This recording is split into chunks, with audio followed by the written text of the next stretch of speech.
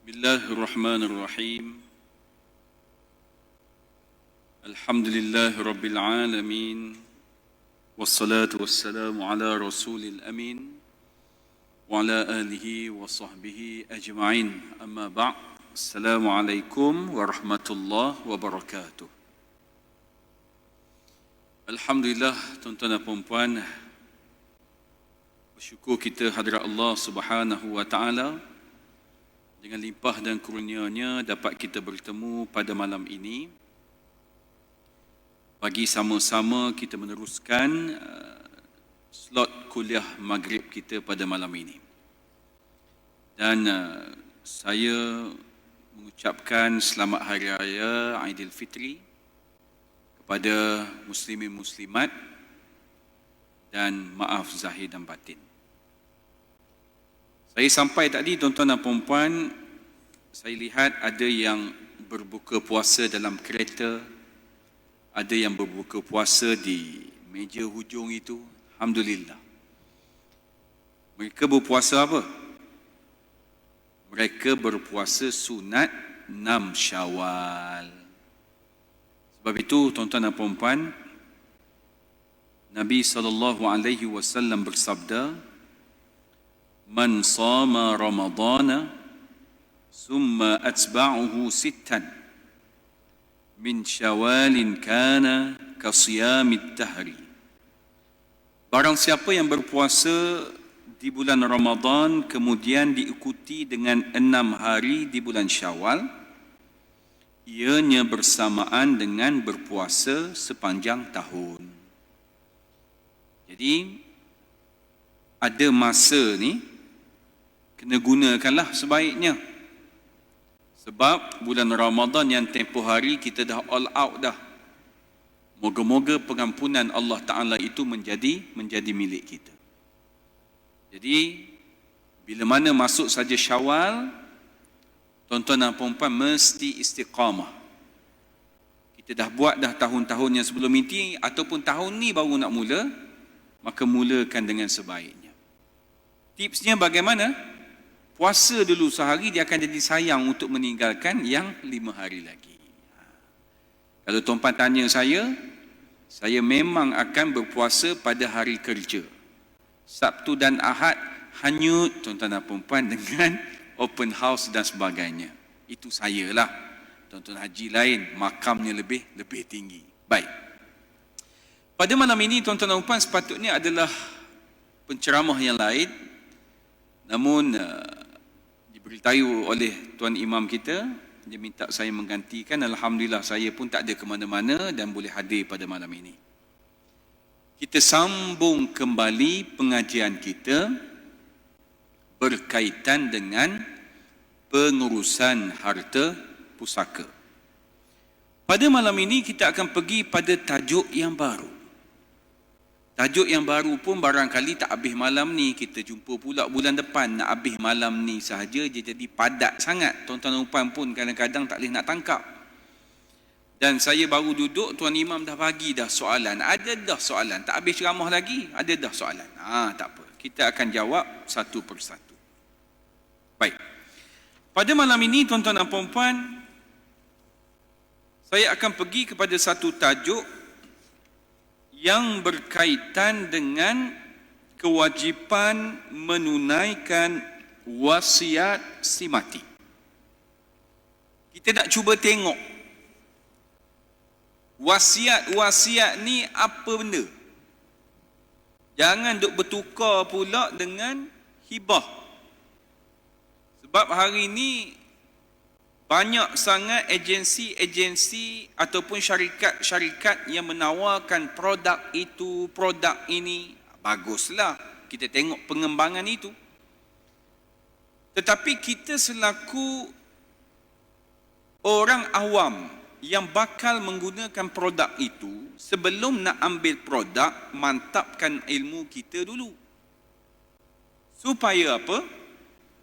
Supaya tak jadi 2-3 kali kerja.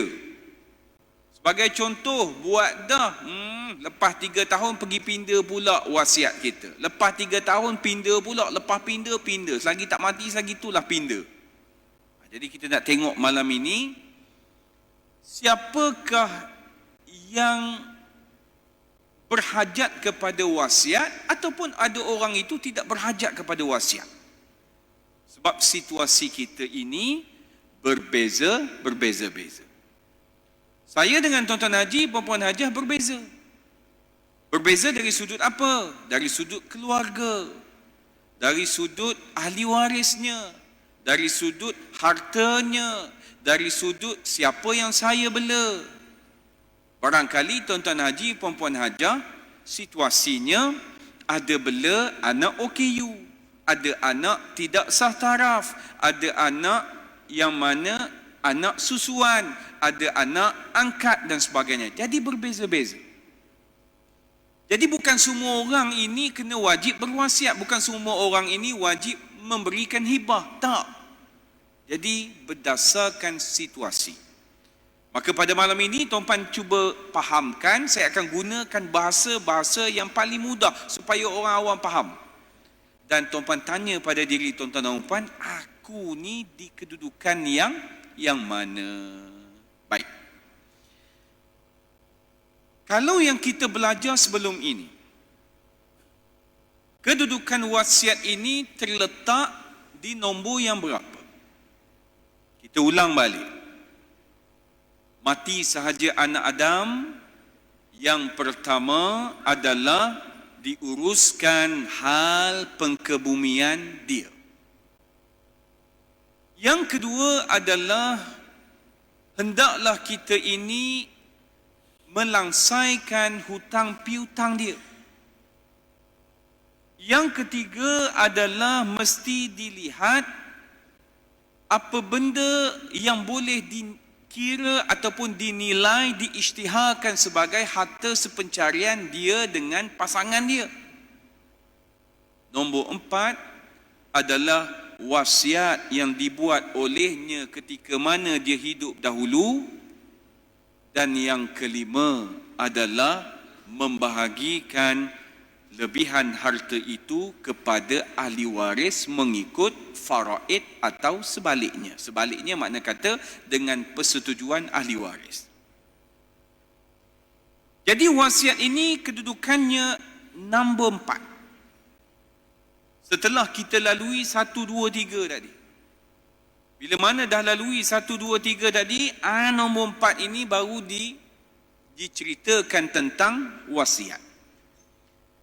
Maka bila sebut tentang wasiat, tuan-tuan dan puan mesti ada satu kefahaman. Wasiat ini dibuat waktu hidup.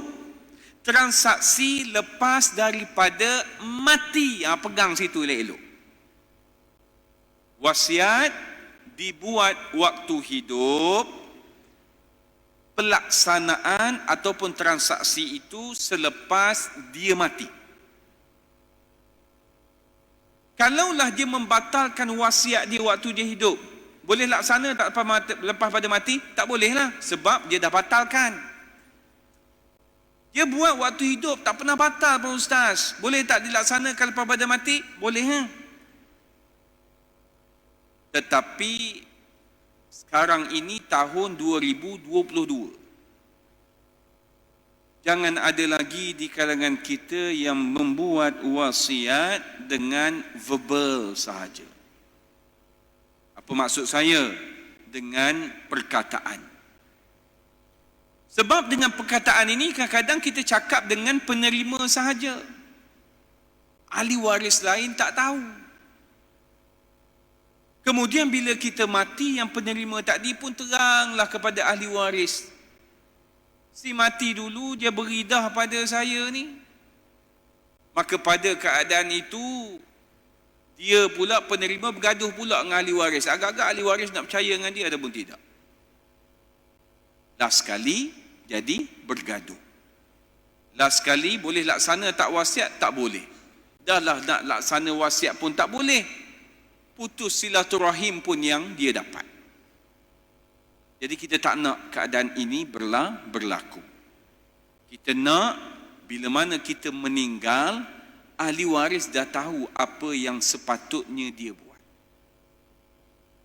Sebab itu ilmu ini jangan faham seorang-seorang. ilmu ini mesti difahami oleh semua ahli waris kita. Paling tidak dalam ahli keluarga kita ada yang pakar dalam bab ini. Pastikan dalam ahli waris kita ada yang tahu menahu tentang ini.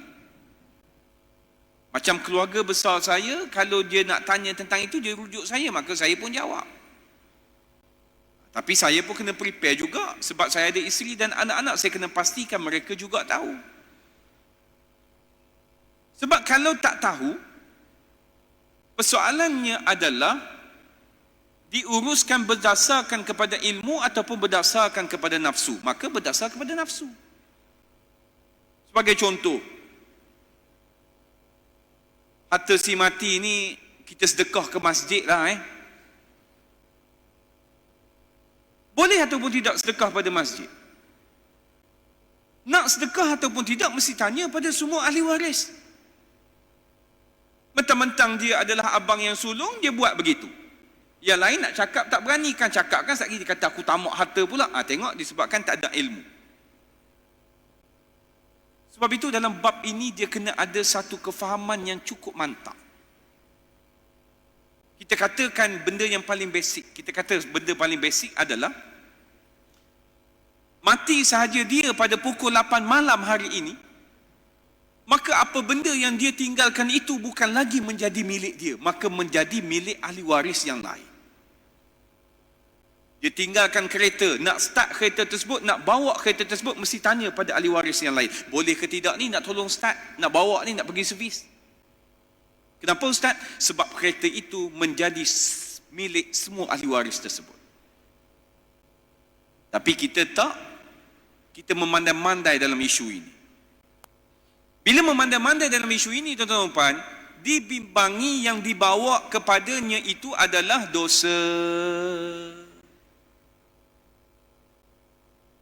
Bila dibawa kepadanya dosa itu, tuan-tuan dan puan, kita sangkakan tak ada dosa, rupanya berdosa. Berdosa pula bukan sikit-sikit, kadang-kadang bertingkat-tingkat dosa tersebut. Berlapis-lapis dosa tersebut. Ayah meninggal, maka kita kata pada adik-beradik kita, tanah kebun rambutan ni kita jangan jual lah, kira-kira kita duduk sini biar nama ayah sampai bila-bila. Tanah kebun tu milik siapa? Milik adik-beradik tersebut. Mak dah tak ada sebagai contoh. Adik-beradik tersebut ada 5 orang sebagai contoh. Seorang meninggal. Adakah menjadi 4 orang itu? Tak. Bertambah lagi pemilik kepada tanah itu, iaitu ahli waris yang kepada yang meninggal tadi. Cuba bayang.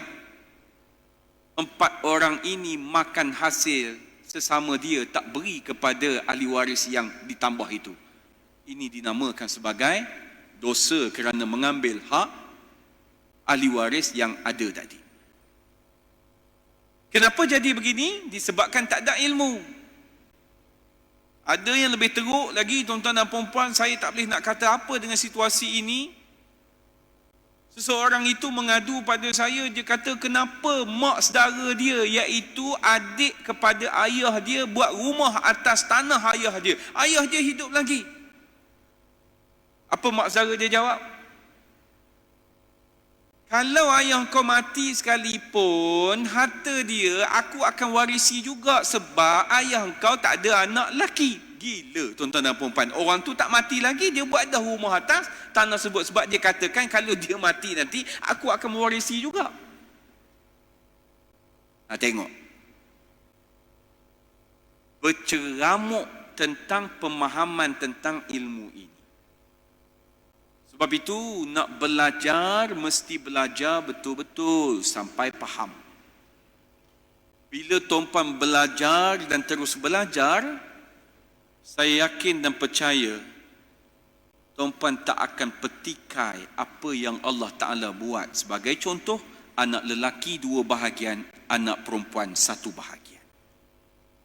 Kalau ikut pada logik akal, tidak adil, betul? Akal kita manusia. Tetapi kalau kita belajar dan kita faham tentang hikmah di sebalik pensyariatan tersebut, maka tuan-tuan akan kata dia adil. Tapi dengan belajar tadilah. Baik, seterusnya.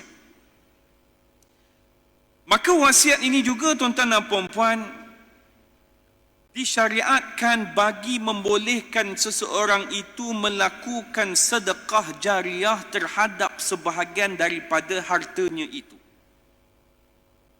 Sebagai contoh, dia lakukan wasiat ini kepada institusi, organisasi untuk dimanfaatkan hartanya itu selepas daripada dia mati.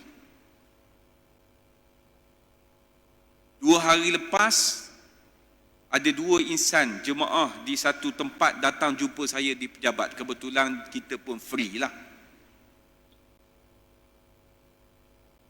Yang perempuan ini pencen kerajaan. Last pangkatnya adalah Jusasi. Saya kata, Puan Hajah punya pencen berapa sebulan? Oh, saya baru 4 tahun pencen. Menghampiri 9,000 lah. Aku terkejut beruk dengar tuan-tuan dan puan-puan. Makna kata masa dia servis dulu, agak-agak berapa? Belas. Sebab kalau 30 tahun kita servis, dia akan dapat 60% daripada gaji. Dia datang dengan adiknya. Perempuan juga, umur 54 tahun, tidak berkahwin. Dia datang bila? Dia datang 2 hari lepas.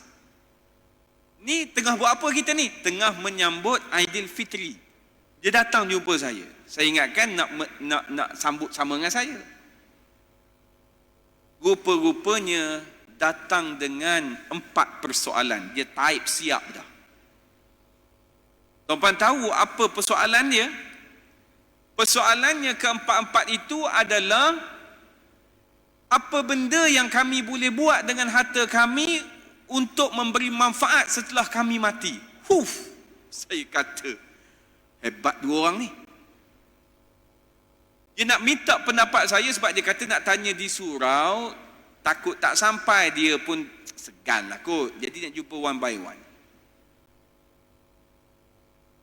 Maka yang tidak kahwin ini, dia ada rumah, dia ada kereta, dia ada cash. Cash tak banyak lah, maybe tak sampai kot 200,000 ataupun 200,000 lebih begitu. Rumah di mana? Rumah di Kota Damansara. Dia beli dulu 170,000, sekarang ni bawah 50,000 hutang dia. Dia kata kalau jual confirm 5 hingga 600,000 dia boleh jual. Maka saya terang kepada dia, andai kata awak meninggal, yang akan mewarisi harta awak adalah adik-beradik awak. Sebab dia ada 8 beradik, maka 7 ini akan mewarisi harta dia. Dia kata kalau rumah saya, macam mana kalau diwarisi? Makna kata kalau mereka jual 600,000, setiap seorang kebarangkalian boleh dapat puluhan ribu lah, 85,000 seorang sebagai contoh. Oh, dia kata saya tak nak begitu. Puan nak apa? Maka dia kata kepada saya nak harta saya ini bila saya mati memberi manfaat kepada saya. Maka saya beri pada dia 2 cadangan. Yang pertama adalah saya kata kepada dia, rumah tak dijual. Contoh, laku 600,000, dia dapat cash 600,000, 300,000 dia beli rumah lain yang dekat dengan dia ataupun yang lebih kecil sikit dan sebagainya, maka 300,000 dia infak ke jalan Allah Subhanahu Wa Taala. Itu suggestion saya yang pertama. Yang kedua, saya kata kepada dia, puan settle dahulu hutang mana yang ada, puan pergi pada majlis agama Islam, puan wakafkan rumah itu pada mereka, ikutlah nak jadi pusat asuhan orang tua ke anak yatim ke apa, terpulang. Maka dia kata, nombor 2 ni saya berminat Ustaz. Maka selesailah bagi yang ini. Maka saya tanya dia, tak pernah bercinta ke dulu? Dia kata pernah tapi tak jadi Ustaz. Oi, 54. Lepas tu dia kata pada saya, Ustaz tak ada ke pak-pak saudara yang tak menikah lagi boleh kenal dengan saya? Saya kata tak ada lagi setakat ni. Nanti saya tanyalah orang Masjid Bandar Estate ada tak yang berminat. Tuan-tuan haji yang kesunian kan? Buat macam mana kan? Itu bahagian dia. Kemudian dia buat hibah takaful. Hibah takaful ni adalah manfaat hibah tersebut yang dia akan dapat, orang yang dia namakan itu akan dapat lepas pada dia mati. Saya letak nama siapa? Dia letak nama 2 orang anak saudara dia. Maka saya kata kepada dia, rumah tadi ikut plan nombor 2, hibah takaful ikut pada puan lah, puan nak beri pada yang 2 orang itu. Duit cash tadi biarlah ahli waris yang merasalah lepas pada meninggal. Jangan tak tinggal langsung. Cumanya dalam bab infak ni jangan terlampau ekstrim ya. Kadang-kadang boleh buat keluar ke WSP dapat 200,000, 100,000 tam pada masjid. Sabar dulu. Tuan-tuan dan puan-puan, infak ke jalan Allah ini yang kualitinya adalah secara istiqamah, bukan sekali buat tak buat dah. Sebab itu saya selalu pesan, saya yakin dan percaya tuan-tuan haji, puan-puan hajah yang berada di sini, majoritinya barangkali adalah orang yang pencen, betul? Bila orang pencen ini, cuba perbanyakkan amalan-amalan yang mana melibatkan duit kita. Datang masjid RM5, datang masjid RM2, sehari barangkali 3 kali RM6 dah. Kemudian pergi makan, tengok kawan dengan family, tengok je makan apa. Tak lebih 20 ni. Cakap pada ni, saya bayarkan. Tak payah bagi tahu dia. Kemudian pergi jalan mana-mana, nampak orang minta sedekah. Jangan fikir je sindiket, bagilah sikit-sikit lah. Banyak-banyak lah. Tengok Bangla, Pakistan duk misi rumput, zeram, berpeluh kejak dia duk buat ni. Ambil, dia makan tengah hari. Tak perlu banyak, yang penting istiqamah. Hari-hari buat, lama-lama dia akan lebih tenang dan makin murah rezeki kita.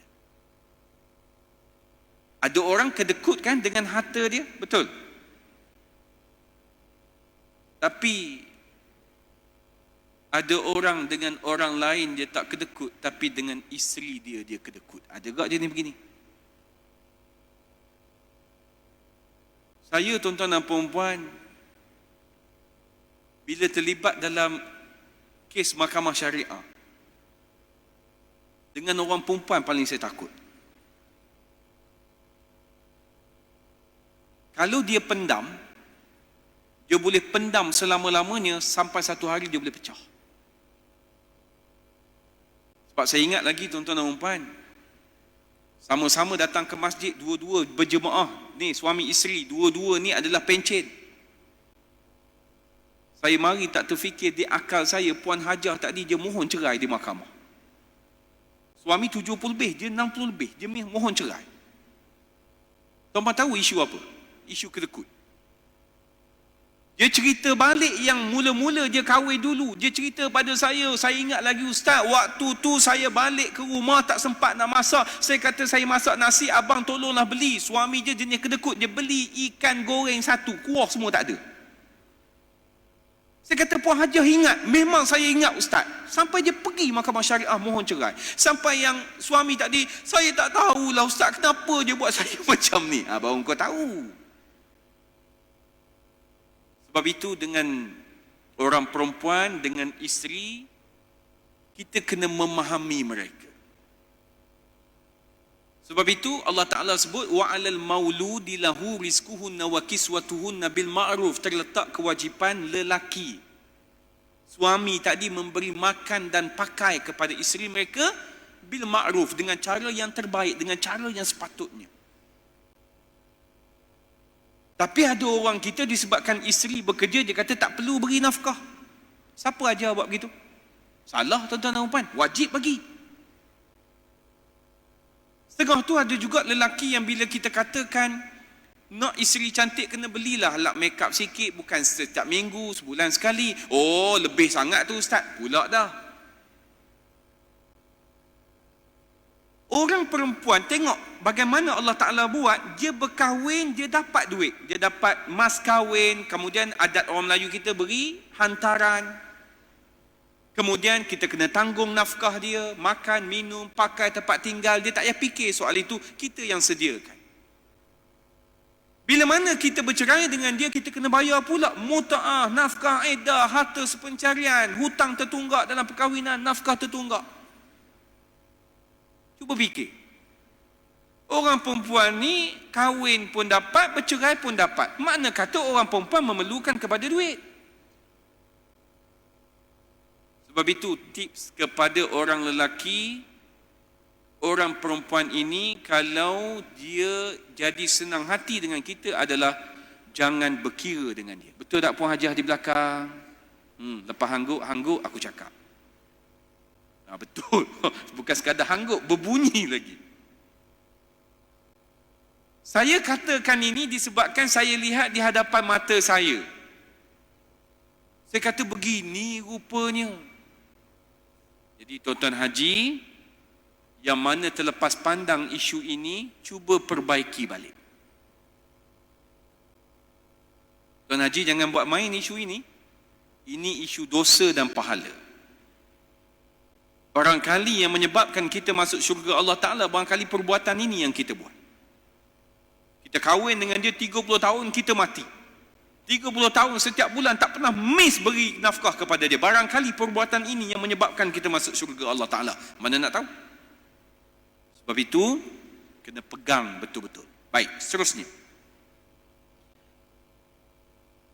Galakan berwasiat ini, tuan-tuan dan puan-puan, kalau kita lihat kepada kisah-kisah para sahabat.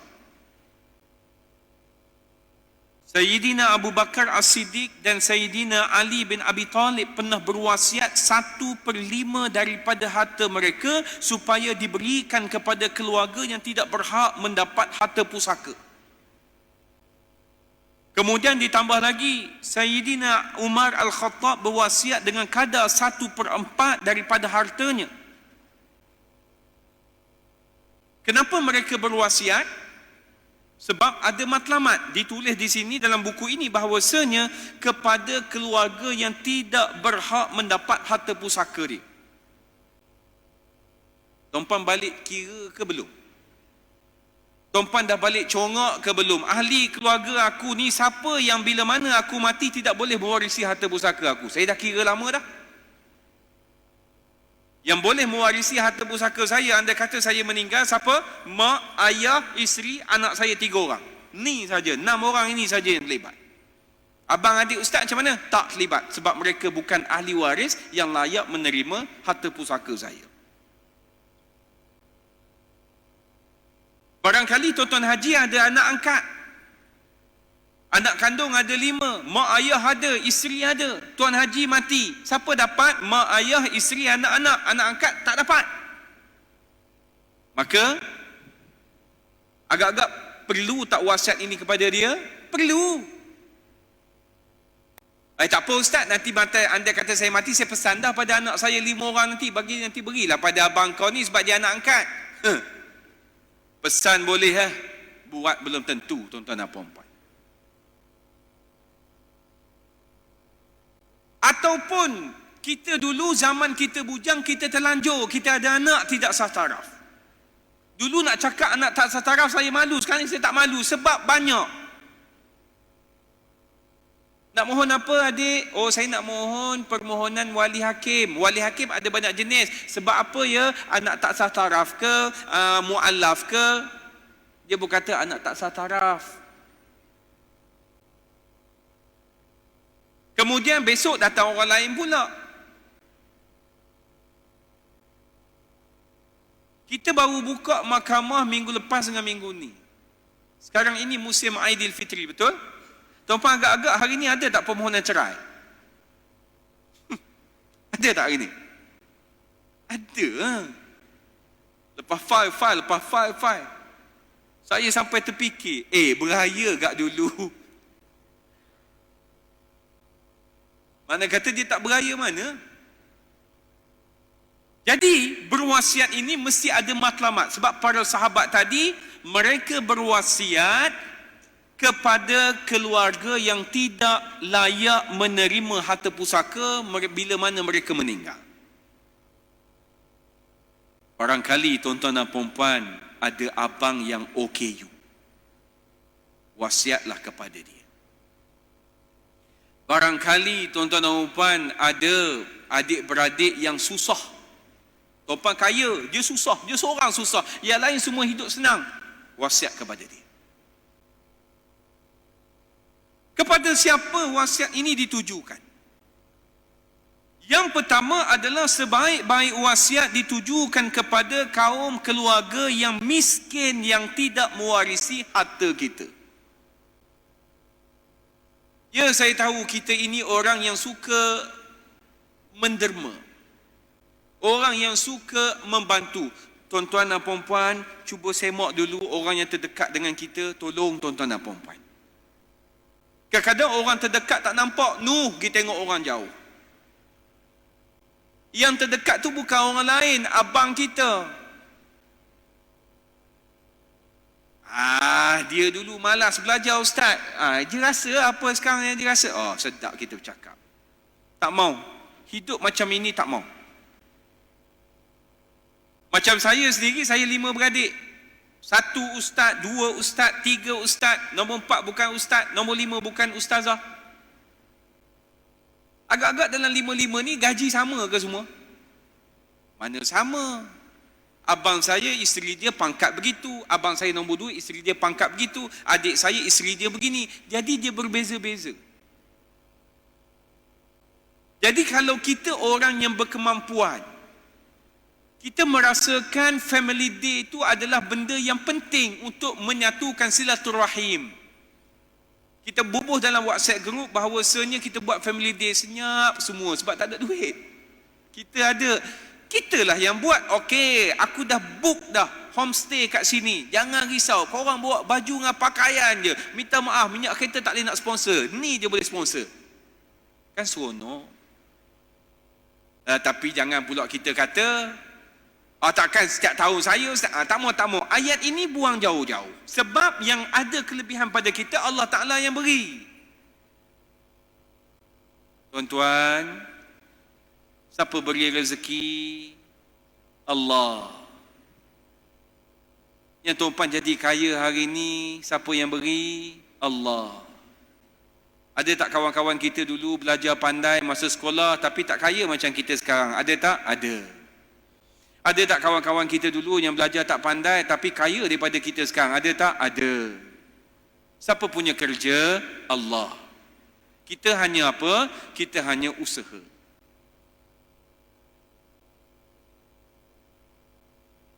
Tapi orang yang bijak adalah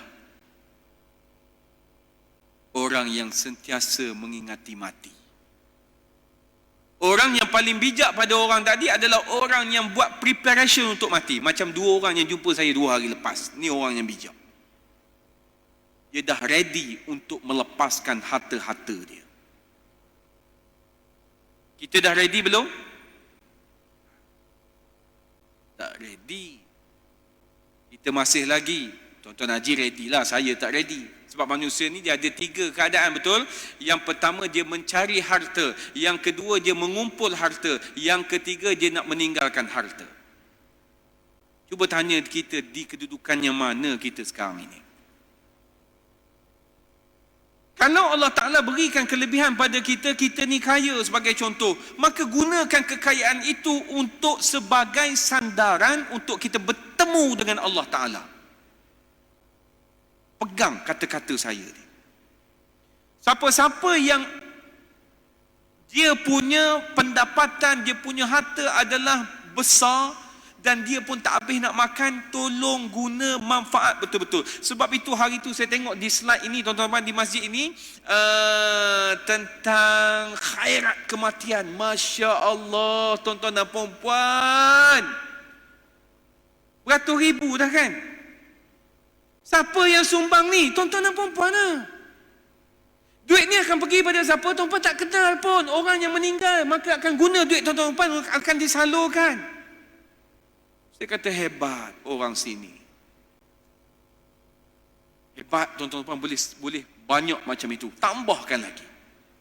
Kita ada rezeki, bagi lebih. Kemudian di sini pun cantik juga, saya selalu sebut Masjid Bandar Instek, bil telefon, bil elektrik, bil air dia pun papa kat sini kan. Sambil-sambil dengar kuliah, tertarik aku dengan Ustaz Ihsan ni, ambil nombor, transfer RM10. RM10 dulu hari pertama. Bagus tu. Sebab di masjid inilah tempat untuk kita mengabdikan diri pada Allah. Di sini tak ada jusasi, tak ada jusabi, tak ada turus, tak ada 51, tak ada 44, tak ada businessman, tak ada pegawai PTD, tak ada. Di sini semua sama. Diketuai oleh imam. Imam ni walaupun gaji dia lebih rendah daripada kita, kita wajib untuk ikut dia, betul tak? Ke dia rukuk kita sujud dah? Takkan kita ikut dia, betul tak? Maka di sinilah tempat untuk kita mengenal akan diri kita ini berada di mana, tuan-tuan dan puan-puan. Baik. Yang kedua adalah utamakan keluarga terdekat seperti keluarga mahram, keluarga susuan dan keluarga perkahwinan. Mahram ya, bukan muhrim. Ni kadang-kadang duk sebut dia bukan muhrim saya, mahram. Muhrim yang berihram tu. Kemudian keluarga susuan, yang kita ambil dia sebagai anak susuan tadi, keluarganya sekali bagaimana? Kemudian keluarga perkahwinan, kita jadi keluarga dengan dia disebabkan perkahwinan ini. Kemudian yang ketiga, berwasiat kepada anak angkat. Dan yang keempat, berwasiat bagi tujuan kebajikan atau amal jariah kepada masjid atau institusi-institusi kebajikan. Maka keempat-empat ini wasiat itu ditujukan kepada anak sendiri. Dia ada dah bahagian dia faraid. Tapi ustaz, sebab dia perempuan, yang lain semua lelaki, jadi saya nak bagi, anda kata dapat faraid, nanti pun dia dah tak ada masalah walaupun dia satu bahagian. Jadi sebab saya dah bagi awal pada dia pun boleh. Jadi setiap wasiat itu mesti bermatlamat. Tetapi bila namanya manusia, tidak lari daripada perasaan yang digoda oleh syaitan. Apa jadi? Ustaz, harta saya ni, andai kata saya mati, saya nak wasiat hibah apa benda lah ustaz kepada anak dan isteri saya saja. Cara dia macam ni. Saya tanya lagi, kenapa? Saya tak, kalau boleh tak nak 1 sen pun kepada orang lain. Saya dapat tangkap dah tu. Anak lelaki tak ada? Tak ada. Anak perempuan pun seorang. Adik-beradik akan mewarisi juga sikit. Tak mau, saya tak mau pada mereka. Tanya.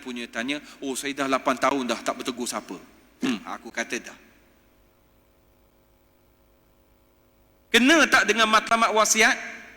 Tak kena, sebab ada unsur yang lain. Ada unsur yang mana dia nak memutuskan silaturahim. Yang dah terputus lama, dia nak putuskan lagi. Tuan-tuan cuba bayang. Kita bergaduh dengan abang kita. Kita meninggal. Abang kita sampai tak tengok jenazah kita. Anak tadi pergi jumpa pak saudara dia, iaitu abang yang bergaduh dengan kita, Pak Long.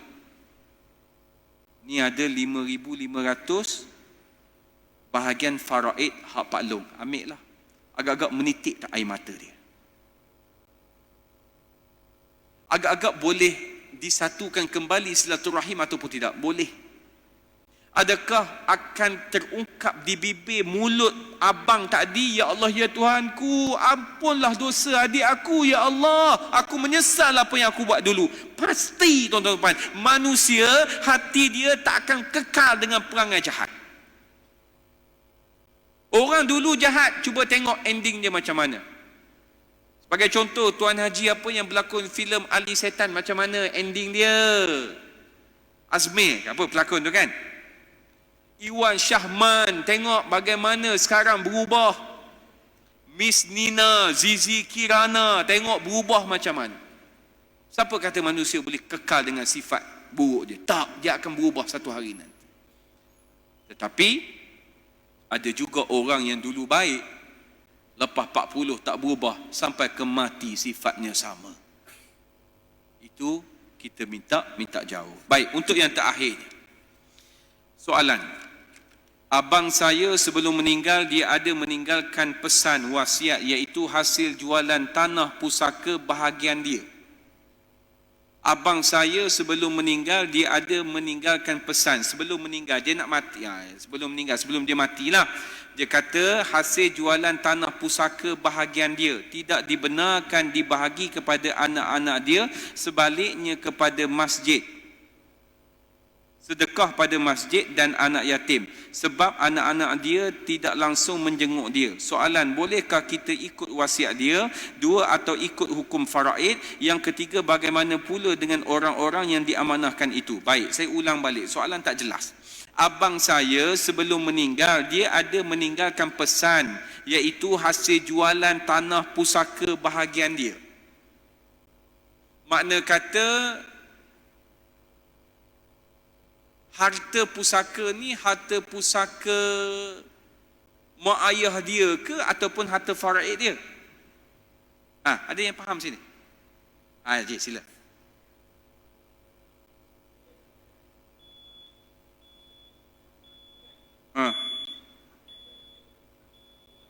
Makna kata Tuan Haji meninggal, kemudian bahagian dia jangan diberi pada dia.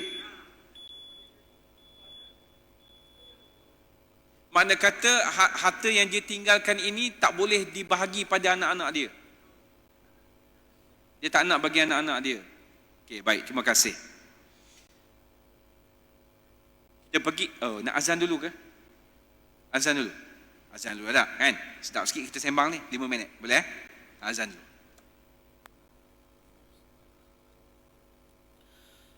Allahu Akbar, Allahu Akbar. Allahu Akbar, Allahu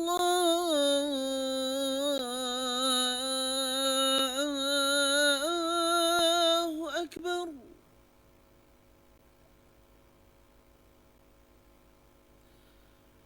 Ashhadu an la ilaha illallah.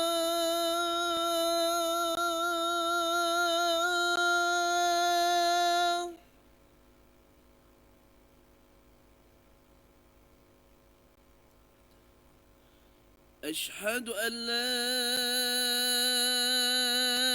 ilaha illallah.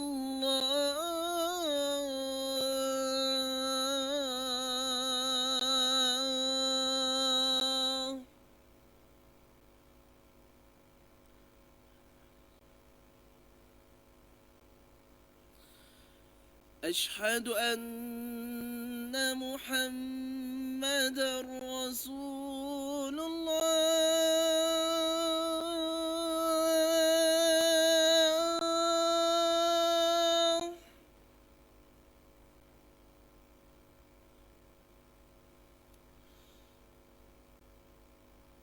أشهد أن محمدا رسول الله.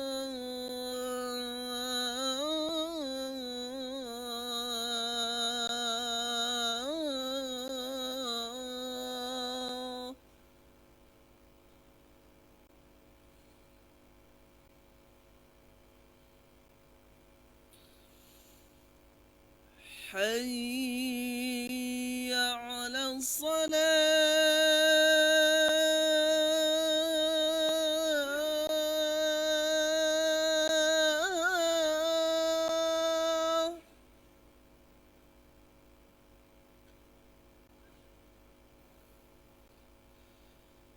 حي على الصلاة.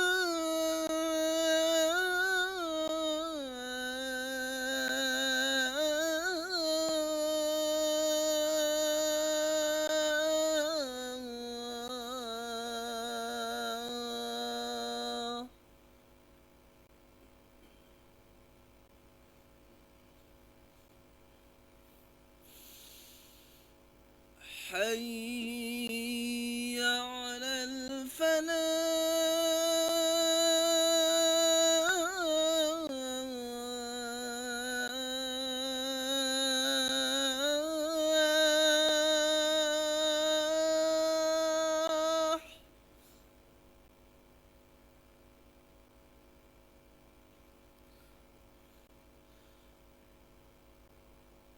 حي على الفلاح.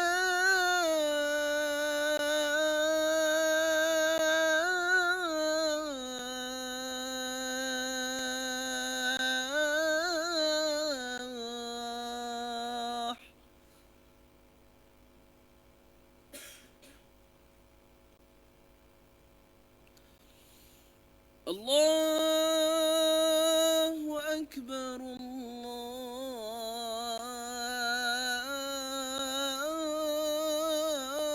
الله أكبر.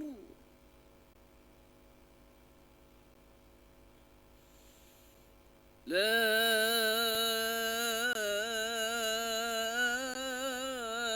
إله إلا الله.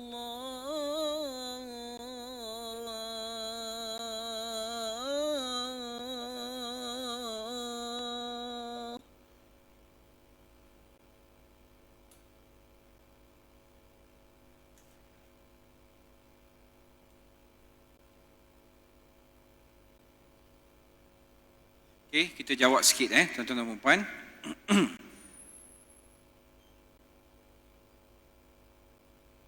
Bila mana seseorang itu dia berpesan, bila mana dia meninggal, hartanya itu anak-anak dia tak boleh ambil, kena serah kepada masjid ataupun institusi-institusi yang berkaitan. Kalau dia berwasiat, dia tidak boleh sepenuhnya. Sebab wasiat hanya dibenarkan 1/3 daripada keseluruhan harta pusaka dia. Kalau dia berwasiat, maka 1/3 kena beri kepada agensi ataupun institusi tersebut. Tapi dia tidak berwasiat, dia hanya pesan, kalau aku mati, jangan seorang pun ambil harta aku, kena hantar ke sana. Ini tak boleh. Sebab pegang kepada konsep yang kita dah ulang banyak kali sebelum ini, mati sahaja kita, maka harta kita itu menjadi milik ahli waris kita. Terpulang pada dia, dia nak buat apa, sebab tu dah milik dia. Kalau dia berwasiat, aku berwasiat harta aku ini 1/3 daripadanya kepada sekian, bertulis ataupun verbal, orang pun ada saksi dan sebagainya, orang pun dengar, maka wajib untuk dilaksanakan wasiat itu. Kalau dia buat. Tapi kalau dia pesan, harta aku ni, anak aku jangan seorang pun ambil sebab diorang tak tengok aku. Ni tak boleh. Sebab ini hanya pesanan, dia tidak mengikat ahli waris. Kalau dia buat wasiat dan dia melakukan hibah, itu cerita lain. Tapi kalau sekadar macam ayat ni, macam pesanan sahaja, pada saya lah. Sebab dia kata anak dia tak datang tengok dia. Walaupun anak itu anak derhaka, tak datang tengok dia, caci maki dia, tidak menghalang mereka ini mewarisi harta pusaka dia. Melainkan kalau isu bunuh ataupun perbezaan agama, itu lain. Tapi kalau dia betul-betul memang berwasiat, aku berwasiat bila mana aku meninggal, harta aku ini ni, maka setakat 1/3 saja, bukan semua. Boleh faham semua? Jadi saya buat jawapan dua situasi. Kalau dia betul-betul wasiat, 1/3 saja. Kalau hanya meninggalkan pesanan, tidak langsung berwasiat, hanya berpesan sahaja, maka pesanan itu tidak mengikat ahli waris yang lain. Boleh? Boleh Tuan Haji? Boleh Okey, sekadar itu saja. Kita berjumpa lagi pada pertemuan yang lain. Kalau tuan-tuan dan puan ada soalan, boleh buat begini. Kita baca kat sini lah. Cumanya jangan tulis nama. Kan aku baca nama. Jadi hamba Allah. Sekadar itu saja tuan-tuan dan puan. Wabillahi taufiq wa hidayah. Assalamualaikum warahmatullahi wabarakatuh.